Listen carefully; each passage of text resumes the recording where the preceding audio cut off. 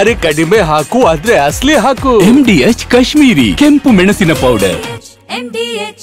ಕೆಲವೇ ಕ್ಷಣಗಳಲ್ಲಿ ಬೆಂಗಳೂರಿಗೆ RCB ಟೀಮ್ ಬರುತ್ತೆ. ಕೆಲವೇ ಕ್ಷಣಗಳಲ್ಲಿ ಅಹಮದಾಬಾದ್ನಿಂದ ಹೊರಟಿದ್ದಾರೆ. ಸ್ಟಾರ್ ಏರ್ಲೈನ್ಸ್ ಫ್ಲೈಟ್ನಲ್ಲಿ ಆಟಗಾರರು ಬರ್ತಾ ಇದ್ದಾರೆ. HAL ಏರ್ಪೋರ್ಟ್ಗೆ ಲ್ಯಾಂಡ್ ಆಗುತ್ತೆ.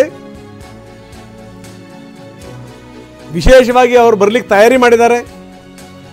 ಇಲ್ಲೂ ಕೂಡ ಭರ್ಜರಿ ವೆಲ್ಕಮ್. ಕಂಡು ಕೇಳರಿಯದ ಮಟ್ಟಿಗೆ ಅವರಿಗೆ ಸ್ವಾಗತ. ಇನ್ನೇನು ಕೆಲವೇ ಕ್ಷಣಗಳಲ್ಲಿ ಬೆಂಗಳೂರಿಗೆ ಬಂದಿಳಿಯುತ್ತೆ ಟೀಮ್. ಅಹಮದಾಬಾದ್ನಿಂದ ಹೊರಟಿದೆ ಸ್ಟಾರ್ ಏರ್ಲೈನ್ಸ್ ಫ್ಲೈಟ್ನಲ್ಲಿ. HAL ವಿಮಾನ ನಿಲ್ದಾಣಕ್ಕೆ ಬರುತ್ತೆ. ಅಲ್ಲಿಂದ ಸರ್ಕಾರದ ಪ್ರತಿನಿಧಿಗಳು ಅವ್ರನ್ನ ಬರಮಾಡ್ಕೋತಾರೆ. ನೇರವಾಗಿ ವಿಧಾನಸೌಧಕ್ಕೆ ಹೋಗ್ತಾರೆ. ವಿಧಾನಸೌಧದಲ್ಲಿ ಅವರನ್ನು ಸನ್ಮಾನ ಮಾಡಲಿಕ್ಕೆ ಎಲ್ಲ ರೀತಿಯ ವ್ಯವಸ್ಥೆಗಳನ್ನು ಮಾಡಿಕೊಳ್ಳಲಾಗಿದೆ.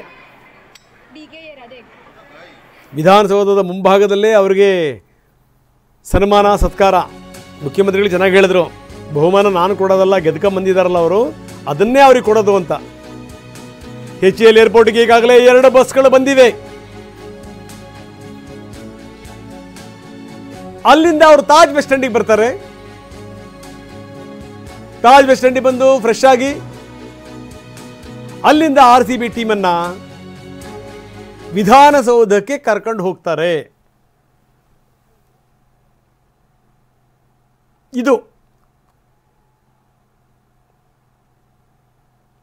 ಮೊದಲು ಅವರು HAL ವಿಮಾನ ನಿಲ್ದಾಣಕ್ಕೆ ಬರ್ತಾರೆ. HAL ವಿಮಾನ ನಿಲ್ದಾಣಕ್ಕೆ ಬಂದಾದ ಮೇಲೆ ಅವ್ರನ್ನ ಹೋಟೆಲಿಗೆ ಕರ್ಕೊಂಡು ಹೋಗ್ತಾರೆ ತಾಜ್ ವೆಸ್ಟ್ ಎಂಡಿಗೆ.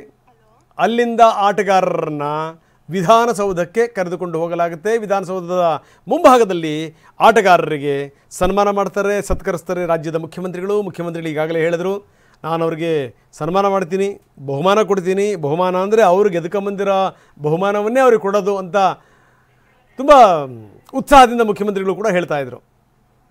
2 ಬಸ್ಗಳನ್ನು ಈಗಾಗಲೇ ನಿಯೋಜಿಸಲಾಗಿದೆ. ಆ ಬಸ್ಗಳಲ್ಲಿ ಬರ್ತಾರೆ, ವಿಶೇಷ ಬಸ್ಗಳಲ್ಲಿ. ಎಷ್ಟರ ಮಟ್ಟಿಗೆ ಅಂತಂದರೆ ವಿಶ್ವಕಪ್ ಗೆದ್ದಂಥ ಸಂದರ್ಭದಲ್ಲೂ ಕೂಡ ನಾವು ಇಷ್ಟೊಂದು ಸಂಭ್ರಮ ಅದನ್ನು ನೋಡಲಿಲ್ಲನಪ್ಪ. ಅಷ್ಟರ ಮಟ್ಟಿಗೆ ಜನ ಜಮಾಯಿಸ್ತಿರುವಂಥದ್ದು ಬೆಂಗಳೂರಿನಲ್ಲಿ. RCB ವಿಜಯ ಯಾತ್ರೆಗೆ ಈಗ ಕೌಂಟ್ ಡೌನ್ ಶುರುವಾಗಿದೆ. RCB ಭರ್ಜರಿ ವಿಜಯೋತ್ಸವ. ಆ ವಿಜಯೋತ್ಸವ ಅದು ಯಾವಾಗಲೂ ಕೂಡ ನೆನಪಲ್ಲಿ ಉಳಿಬೇಕು. ಸಂಜೆ 5 ಗಂಟೆಯಿಂದ ಹೆಚ್ಚು ಕಡಿಮೆ 4 ಗಂಟೆಯಿಂದಲೇ ಶುರುವಾಗುತ್ತೆ.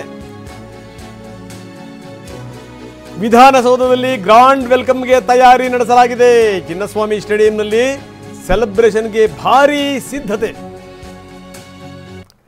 ಆಟಗಾರರು ಕಪ್ ಹಿಡ್ಕೊಂಡು ಸೆಲೆಬ್ರೇಷನ್ನಲ್ಲಿ ಪಾಲ್ಗೊಳ್ತಾರೆ. ಇದು ನೋಡಿ ಸಂಗತಿ ನಿನ್ನೆ ನಾವು ನೋಡಬೇಕಾಗಿತ್ತು. ಎಷ್ಟರ ಮಟ್ಟಿಗೆ ಅಂತಂದರೆ ಕೆಲವರಿಗೆ ನಾವು ಸೋತ್ವಿ ಅನ್ನುವಂಥ ಕಣ್ಣೀರು.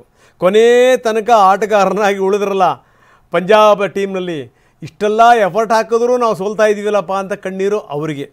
ಇನ್ನು ಇಲ್ಲಿ ತನಕ ಪ್ರಯತ್ನ ಪಟ್ಟರೂ ಕೂಡ ಆಗಿರಲಿಲ್ಲ, ಈಗ ಅದು ಸಾಕಾರ ಆಗ್ತಾ ಇದೆಯಲ್ಲ. ಕೊಹ್ಲಿ ಕಣ್ಣೀರು ಹಾಕಿದ್ದಕ್ಕೆ ಕಾರಣ ಅದು.